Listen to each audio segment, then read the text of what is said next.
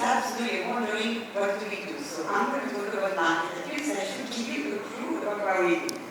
So we are a crypto-native market integrity solution and a leading cross-asset and cross-market surveillance solution across all digital assets and securities.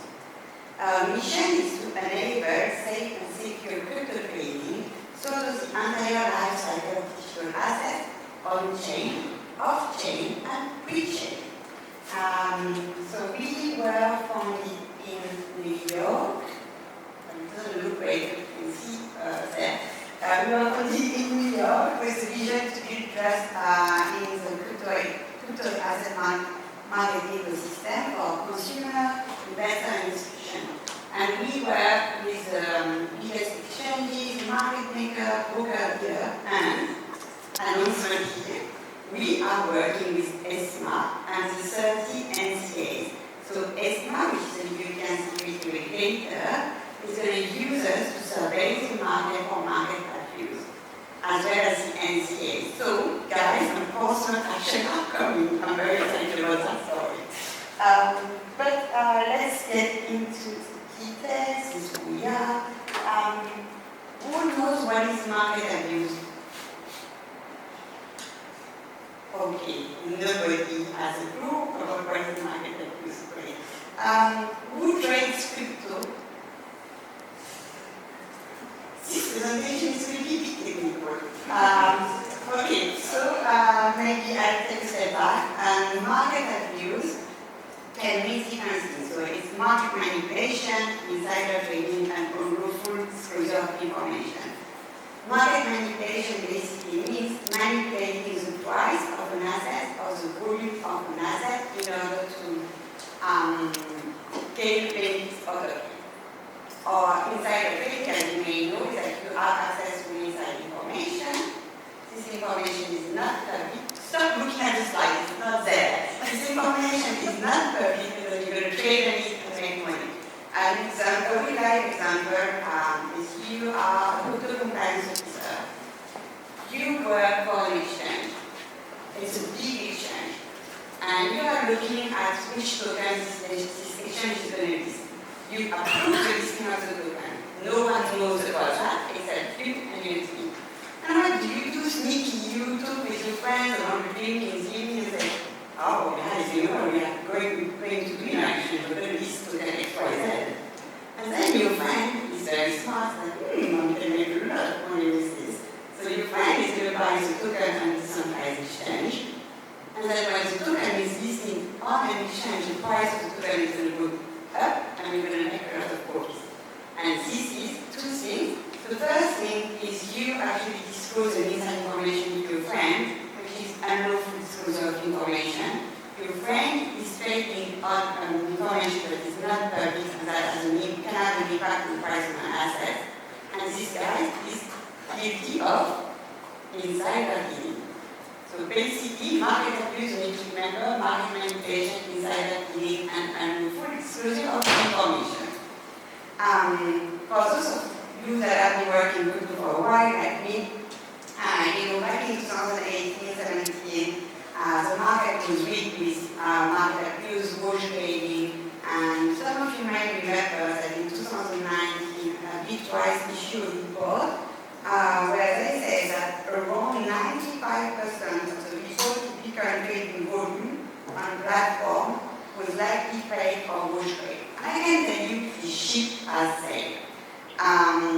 No, like a lot of jurisdictions and regulators are actually actively taking regulation to forgive market abuse. So before, for instance, I'm going to give you an example, which I always find quite interesting.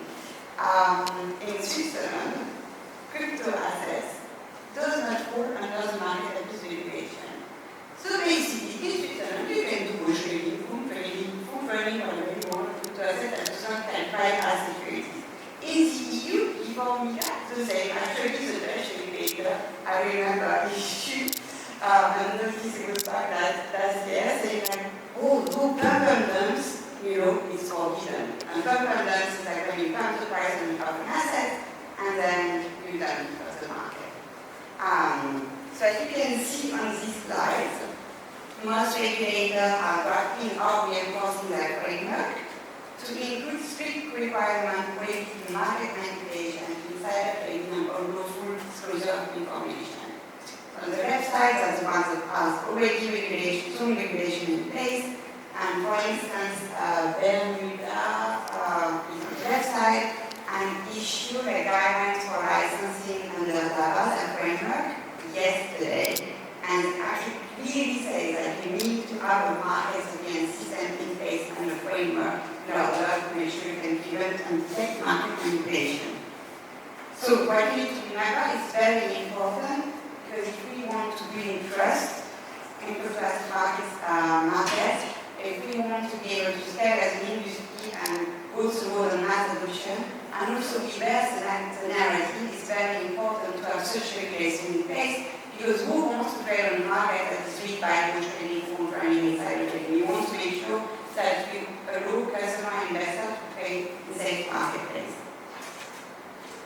So actually on that, it's quite recent, right, as I was mentioning at the beginning of the presentation.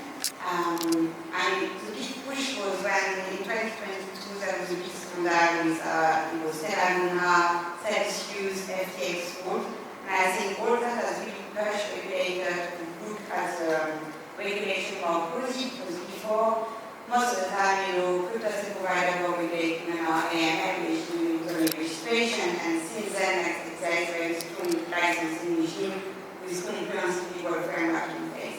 And in 2023, the IOSCO, which is the International Organization for Securities Commission, they issue digital asset policy recommendation around governance, exposure, conflict of interest, listing rules, market surveillance, market abuse, liquidation of assets, IT securities, and it's the first time that the global regulator actually requires national regulators to have in place, to ask us to have in place systems and procedures to identify and monitor for manipulative market practice and to prevent the leakage and misuse of inside information.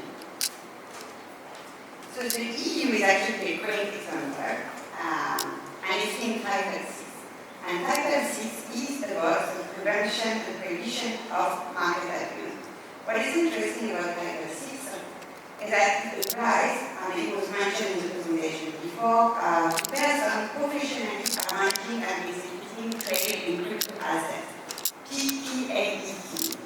And this is much broader than just CASPs, because this person professionally managing and executing trade in crypto assets, and it includes market makers, of course.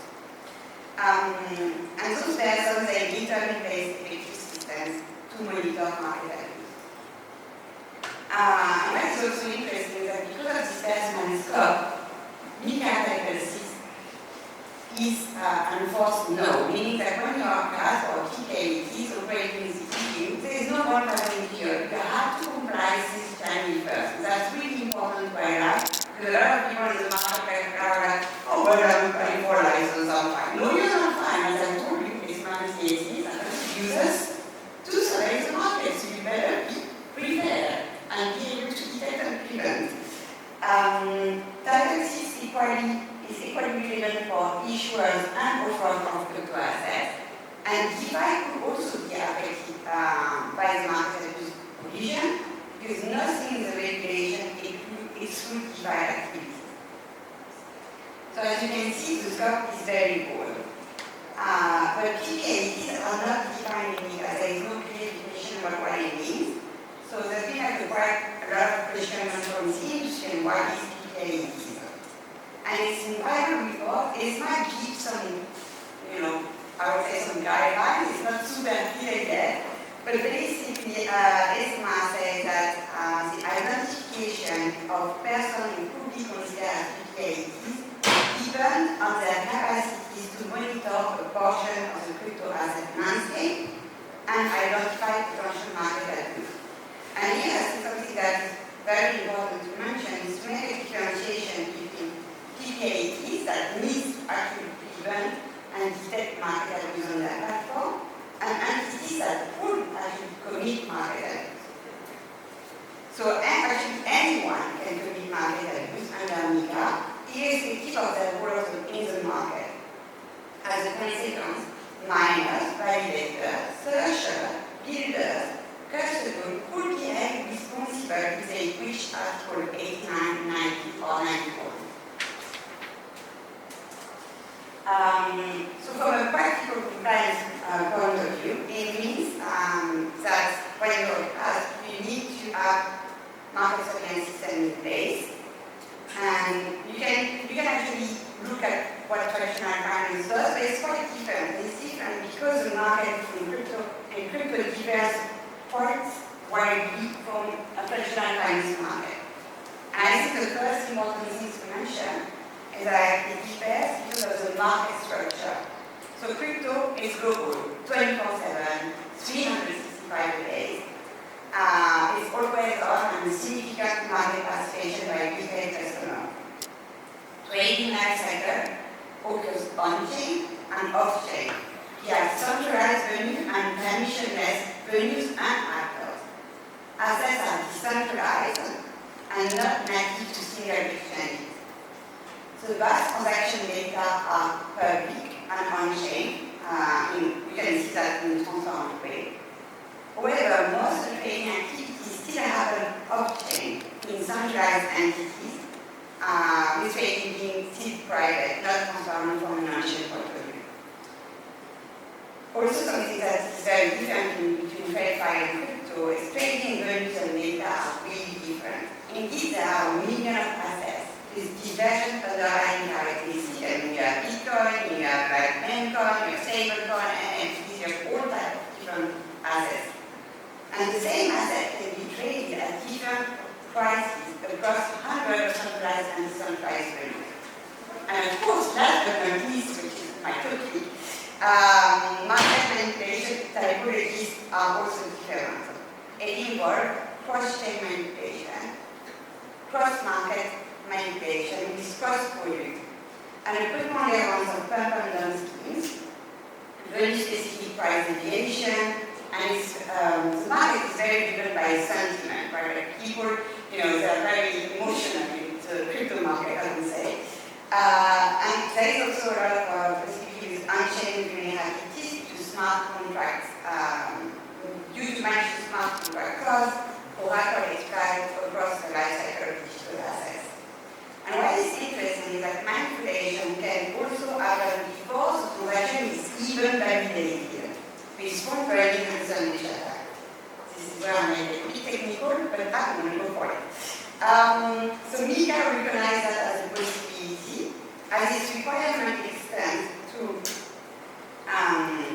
the other aspect of the functioning of the DLT technology, including the consensus mechanism. So basically what that means, of course, when as an industry you see statements like what do they mean by that? Well, it's not clarifies that, of course, kind of, and it highlights that on-chain activity should be monitored whenever the TPADT is directly involved in the on-chain transaction or the transaction itself involved directly in this transaction. So what you need to remember, because I think I'm running out of time, so not only MiCA mandates on and off chain, and monitoring it also refers to pre-chain risk in order to ensure that abusive